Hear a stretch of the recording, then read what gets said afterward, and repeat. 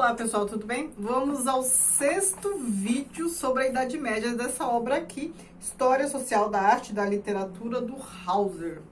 A gente está na metade, mais ou menos, da leitura desta parte, deste capítulo sobre Idade Média. Dessa vez, o tópico 6 trata da organização da produção artística nos mosteiros. A gente está aqui considerando, em termos de arte, estética, o que aconteceu depois de Carlos Magno, né, o Império Carolíngio.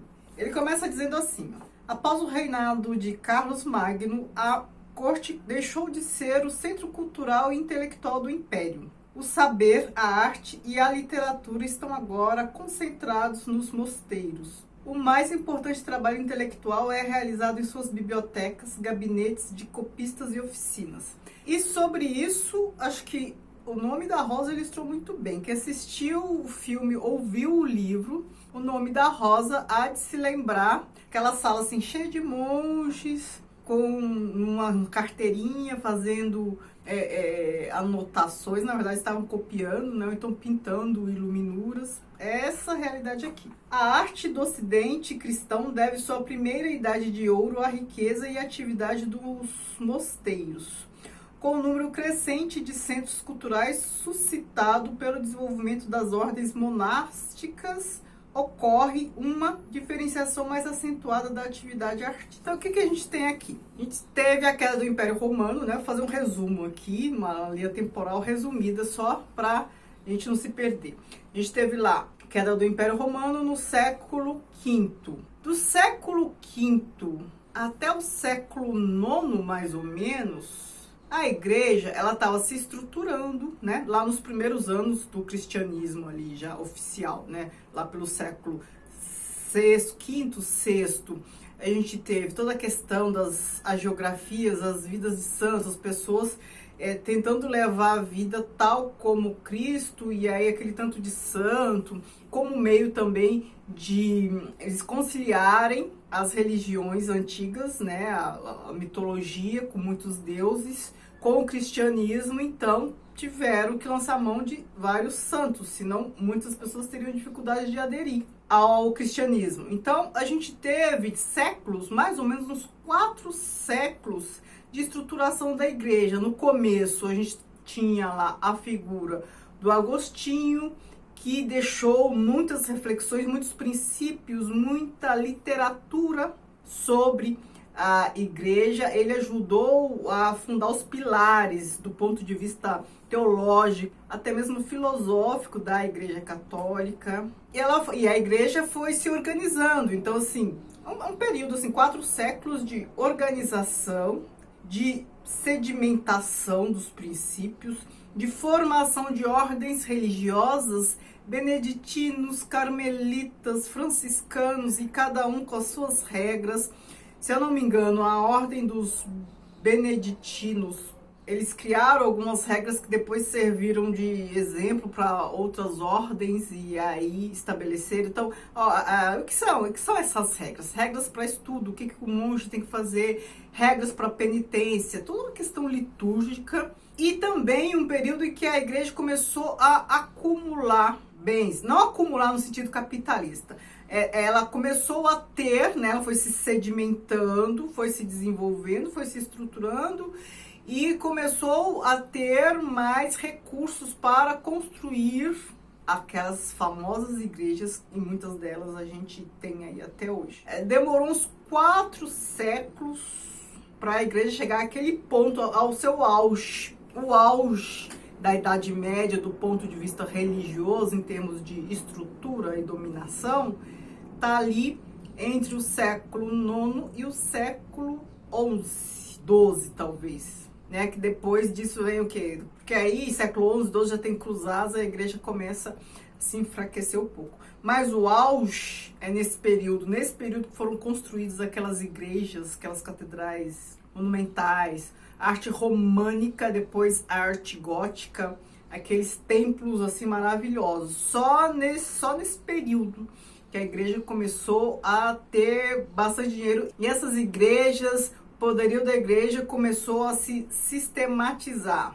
além de evidente, mais estrutural em todo lugar. Não estou falando que antes disso não tinha uma igreja bonita ou isso ou aquilo. Não, quando eu falo assim, ó, o auge foi esse período, é porque neste período, o poderio da igreja, a sua estrutura, a sua capilaridade acontecia, impactava de maneira sistemática ali, pelo menos a Europa Ocidental.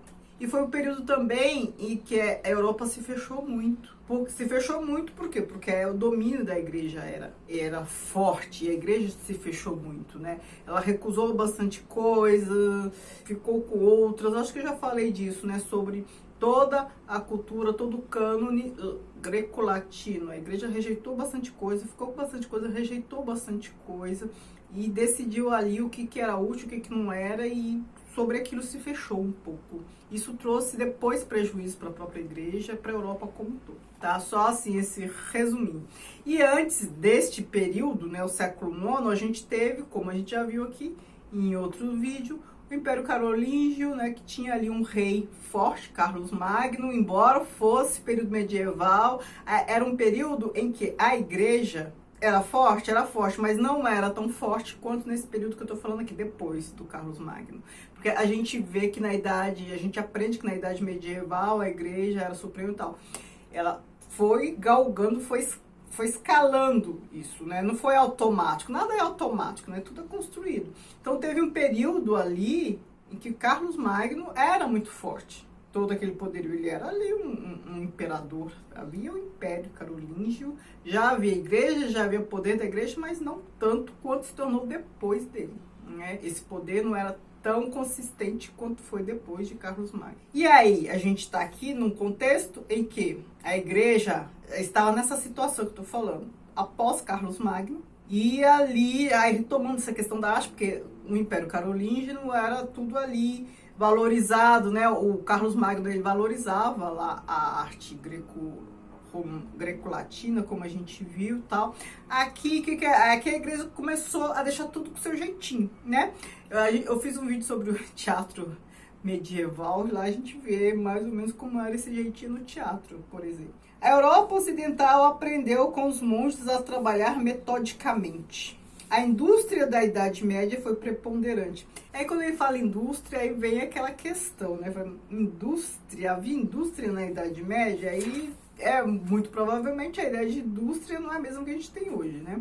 A indústria da Idade Média foi preponderantemente criação deles. Os artesãos, que, como herdeiros dos antigos artífices romanos, ainda eram bastante numerosos nas cidades. Trabalharam dentro de limites muito modestos até o ressurgimento da economia urbana e pouco contribuíram para o desenvolvimento de técnicas industriais. Essa valorização da arte aqui pela igreja, sobretudo artes plásticas, plásticas de volumetria, isso eu quero dizer o quê? Escultura e também arquitetura não é artes plásticas, mas é arte, enfim. Essas artes tridimensionais, digamos assim, arquitetura e escultura, elas foram muito desenvolvidas, porque são artes bem caras à igreja. É claro que artes plásticas bidimensional, quadro, pintura, também são, mas nesse momento de construção de igreja, as esculturas, a arquitetura, quem se especializava nisso se dava bem. Depois também, claro, os outros artesãos, né, porque a gente tem aquela arte de vitrais, que é uma coisa fabulosa, as pinturas todas, os afrescos. Os trabalhadores e artistas itinerantes também eram treinados, em sua maioria, nas oficinas monásticas, as quais eram, ao mesmo tempo, as, abre aspas, escolas de arte, fecha aspas, da época, fazendo do treinamento de jovens artistas sua preocupação especial. Em muitos mosteiros, como por exemplo em Fulda e Heidenheim, as oficinas de artesanato foram instaladas para servir primordialmente a fins educacionais, assegurando aos mosteiros e catedrais, assim como às grandes casas senhoriais seculares e aos palácios reais, um suprimento constante de jovens artistas. Então ali era um ofício bem popular e eu acho que era bem conceituado também. A contribuição monástica para o desenvolvimento da arquitetura eclesiástica é muito importante. Até o crescimento das cidades e o advento das oficinas em catedrais medievais, a arquitetura eclesiástica estava quase inteiramente concentrada nas mãos do clero. Embora devamos pensar nos artistas artífices empregados na construção de igrejas, como só em parte sendo eles próprios monges. Ou seja, muitos eram monges, mas muitos não. Uma estrutura tão complexa quanto a de uma igreja medieval não poderia surgir como uma canção popular, cuja criação começa, em última análise, na mente de um só indivíduo desconhecido, mas que, em contraste com um edifício, cresce em um plano por sucessivos acréscimos vindos de fora. Não é a ideia de que a obra de arte é a criação compartilhada de numerosas personalidades que é romântica e cientificamente inverificável, pois até a obra do artista individual é formada a partir de contribuições de várias faculdades intelectuais parcialmente autônomas, cuja união é, com frequência, uma operação retardada e puramente externa. Mas a ideia de que uma obra de arte é absoluta e inteiramente a criação de um grupo e não requer a existência de um plano uniforme e deliberado, embora sujeito a modificações. Essa ideia, sim, é que é ingênua e romântica. Um pintor pode até fazer uma obra, um quadro sozinho, mas um arquiteto, ele projeta a obra, mas precisa de pessoas com conhecimento em engenharia para realizar. Para fazer os afrescos precisa de outro tipo de artista, para fazer o vitral um outro tipo de artista, para fazer as esculturas de santo um outro artista, né? Não vai uma pessoa só ter todas essas habilidades, isso é impossível. Além de precisar de vários artistas com várias habilidades diferentes, eles também sofreram influência de vários outros, né? É mais ou menos isso que ele está falando aqui. E a gente sabe que essa dedicação desses artistas, essas escolas para formação, tudo vai desembocar no que a gente vai ver no próximo vídeo, que é sobre o estilo românico. Todo esse aperfeiçoamento de arquitetura e tudo mais resultou em quê? No estilo românico. Não é o gótico ainda, é primeiro o românico, depois que veio o gótico, num outro momento, tá bom? Então, o próximo vídeo vai ser riquíssimo, porque vai tratar desse estilo românico e do feudalismo, como a gente estudou na escola, toda a formação. Esse próximo tópico tá muito interessante, então aguardem. Me digam o que vocês estão achando, comentem, interajam comigo, eu adoro saber, para eu achar que eu não tô aqui falando sozinha, que eu não tô lendo sozinha, tá bom? Muito obrigada, beijos e tchau, tchau.